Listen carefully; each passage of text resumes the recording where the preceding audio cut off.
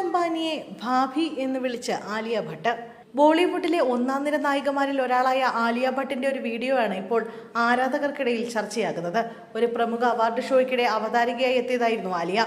Award പ്രഖ്യാപിക്കാനായി Reliance Foundation chairperson Nita അംബാനിയെ സ്റ്റേജിലേക്ക് ക്ഷണിച്ച ആലിയ അവരെ ഭാഭി എന്നാണ് അഭിസംബോധന ചെയ്തത്.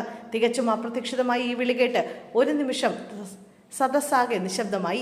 സ്റ്റേജിലെത്തിയ നിത അംബാനി ഒട്ടും പരിഭ്രമിക്കാതെ ഒരു ചെറിയ ചിരിയോടെ ഹലോ ആലിയ എന്ന് മറുപടി നൽകി. ആ ചിരിയിൽ തന്നെ തനിക്ക് പറ്റിയ അബദ്ധം ആലിയയ്ക്ക് മനസ്സിലായി. ഉടൻ തന്നെ താരം തെറ്റിദ്ധരുത്തുകയും Nita ma'am thank you so much എന്ന് പറയുകയും ചെയ്തു.